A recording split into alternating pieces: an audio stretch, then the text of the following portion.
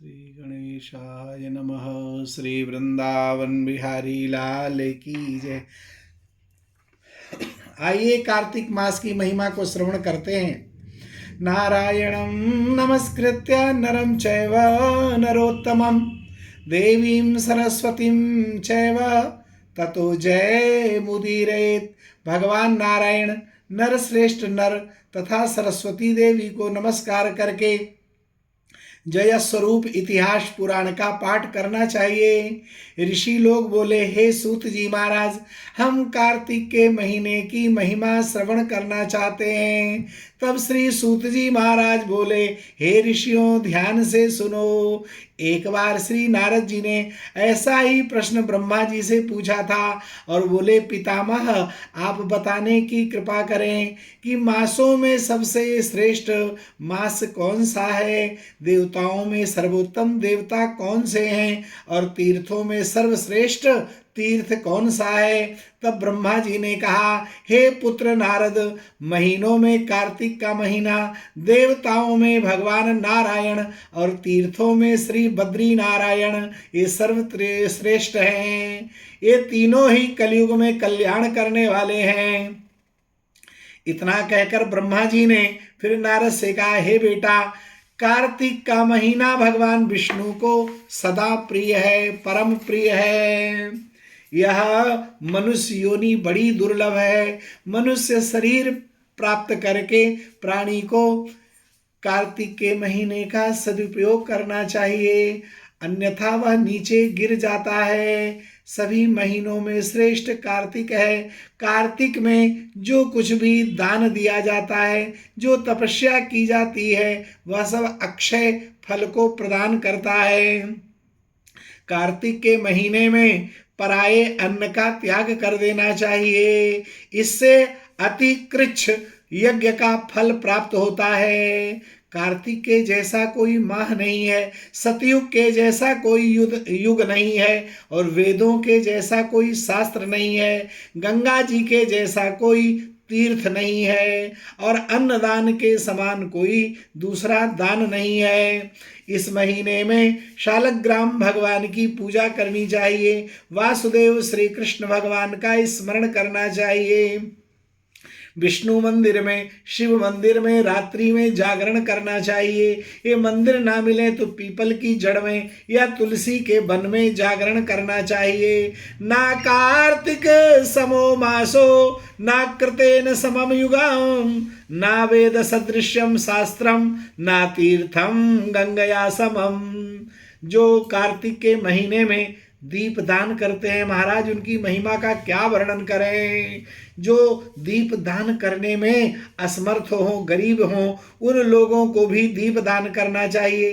दूसरों के द्वारा जलाए गए दीप अगर बुझ गए हों, उनको जला देना चाहिए। इससे भी उन्हें दीप दान का फल मिलता है। अथवा जो दीप जल रहे हों, उनको बचाना चाहिए कि हवा आदि से वो बुझ ना जाए। उनकी रक्षा करने से भी प्राणी को दीपदान का फल प्राप्त हो जाता है। भगवान विष्णु की पूजा भी संभव ना हो सके तो तुलसी और आंवले की पूजा करनी चाहिए। इन वृक्षों का पूजन करने से भगवत बुद्धि से तुलसी और आंवले का पूजन करें और निरंतर विष्णु भगवान के नाम का कीर्तन करता रहे। गुरु के वचनों का कभी उल्लंघन ना करे। इससे मनुष्य सर्वश्रेष्ठ पद को प्राप्त कर लेता है। कार्तिक के महीने में गुरु सेवा मोक्ष को प्रदान कर देती है।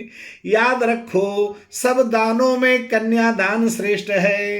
कन्यादान से अधिक विद्यादान है। विद्यादान से बढ़कर गौदान है और गौदान से बढ़कर अन्नदान है, क्योंकि अन्न के आधार पर ही प्राणी जीवित रहता है।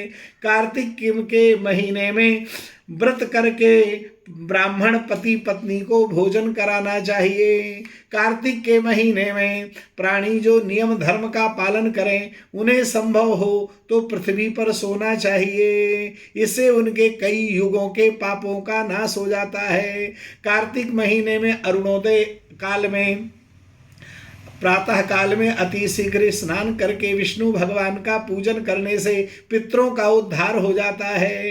कार्तिक मास में जो एक भी कमल के फूल से कमलापति विष्णु भगवान की पूजा करता है, उसके करोड़ों करोड़ों जन्मों के पाप नष्ट हो जाते हैं। इसलिए कार्तिक में नित्य प्रातः ब्रह्म मुहूर्त का स्नान करना चाहिए। सामर्थ्य के अनुसार से जो है प्राणी को, सुपात्र ब्राह्मण को अन्न आदि का दान करना चाहिए, क्योंकि अन्न से मनुष्य जन्म लेता है, अन्न से ही बढ़ता है। अन्न समस्त प्राणियों का प्राण माना गया है, इसलिए अन्नदान परम दुर्लभ मोक्ष को प्रदान करता है। इसलिए कार्तिक के महीने में अन्नदान करना, भगवान नाम का स्मरण करना, गोविंद गोविंद हरे मुरारे, गोविंद गोविंद मुकुंद कृष्ण, गोविंद गोविंद रथांग पाणे, गोविंद दामोदर माधवेति। इस प्रकार से भगवान का कीर्तन करे। अच्युतम केशवम राम नारायणम, कृष्ण दामोदरम वासुदेवम हरिम, श्रीधरम माधवम गोपिका वल्लभम, जानकी नायकम रामचंद्रम भजे। कार्तिक महीने में जो भागवत जी के आधे या चौथाई श्लोक का भी पाठ कर लेता है, महाराज उसका कल्याण हो जाता है। जो कार्तिक के महीने में भागवत नहीं पढ़ता, ब्राह्मण को भोजन नहीं कराता, उसका मानव जन्म तो मानो व्यर्थ ही चला गया। इस कार्तिक में और कुछ भी संभव ना हो तो गीता का पाठ तो भैया अवश्य करना चाहिए। गीता ग्रंथ ये सब पापों को हरण करने वाला है, मोक्ष को देने वाला है। एक ही अध्याय मनुष्य को घोर नरक से निकाल देता है। 7 समुद्रों तक की पृथ्वी का दान करने से जो फल मिलता है, वही फल कार्तिक के महीने में शालग्राम भगवान की शिला का दान करने से प्राणी को प्राप्त हो जाता है। इसलिए कार्तिक में स्नान, दान और शालिग्राम भगवान की प्रतिमा का दान करना। कार्तिक मासे विप्रेन्द्र यस्तु गीताम पठे नरः, तस्य पुण्य फलम वक्तुम मम शांतिर्न विद्यते। गीतायास्तु समम शास्त्रम न भूतम न भविष्यति, सर्व पापहरा नित्यम गीतैका मोक्षदायिनी।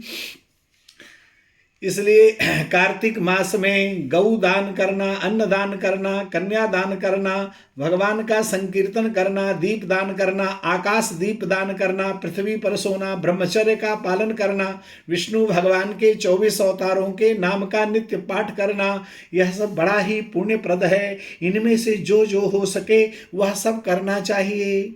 सूर्य मंडल में नारायण का चिंतन वंदन करना चाहिए। मंदिर में झाड़ू, बुहारी, बल्ब आदि का दान करना चाहिए। असत्य, परनिंदा, अहंकार, आलस्य, काम, क्रोध आदि से दूर रहना चाहिए। इस महीने में, कार्तिक मास में गंगा जी में 1 दिन, 2 दिन, 3 दिन जितना हो सके स्नान करना चाहिए, अथवा समुद्र जल से स्नान करना चाहिए। यह भी संभव ना हो तो नित्य घर में ही स्नान के पात्र में गंगा जल डालकर फिर स्नान करना चाहिए। कार्तिक के महीने में प्रयास करना चाहिए। हम तीर्थ में अवश्य जाएंगे, विष्णु सहस्र नाम का पाठ करेंगे, भोजन से पूर्व गऊ को ग्रास अवश्य निकालेंगे। कार्तिक में गऊ को केला खिलाना, आंवले का दान करना और मंजरी युक्त तुलसी पत्र भगवान को अर्पण करना, तुलसी की मिट्टी मस्तक पर लगाना, भागवत ग्रंथ का दान करना और हृदय में सत्य, प्रेम, करुणा धारण करना, अतिथि का सम्मान करना, यह सब कार्तिक माह के परम श्रेष्ठ नियम हैं। इनमें से अगर सभी ना हो सके तो जितना भी हो सके, भगवान विष्णु के 12 अक्षर का मंत्र है, ओम नमो भगवते वासुदेवाय, ओम नमो भगवते वासुदेवाय मेरे कृष्ण चंद्राय, ओम नमो भगवते वासुदेवाय। इस मंत्र का जितना अधिक जप हो सके जप करना चाहिए। नित्य तुलसी की और पीपल वृक्ष की परिक्रमा करनी चाहिए और संभव हो तो नित्य तुलसी जी में, विष्णु के मंदिर में, पीपल वृक्ष के निकट और मुख्य द्वार पर दीपदान करना चाहिए। आकाश दीपदान अर्थात किसी बांस पर, किसी लकड़ी के ऊपर भी लालटेन आदि प्राचीन काल में महिलाएं जलाती थीं संध्या काल में, तो यह आकाश दीपदान भी महाफल देने वाला है। तो यह आपसे हमने सामान्य रूप से वो क्रियाएं बताई हैं जो प्रत्येक प्राणी कर सकता है, लेकिन इनका फल सामान्य नहीं है, वो असामान्य है।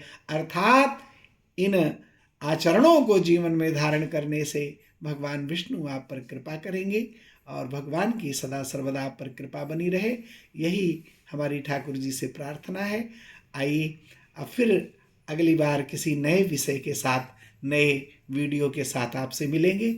आज यहाँ विराम लेते हैं और आपको हमारा चैनल अगर अच्छा लगा हो तो अवश्य सब्सक्राइब करें और लोगों को भी शेयर करें, जिससे उन्हें भी कार्तिक माह का महापुण्य प्राप्त हो सके। जय श्री कृष्ण।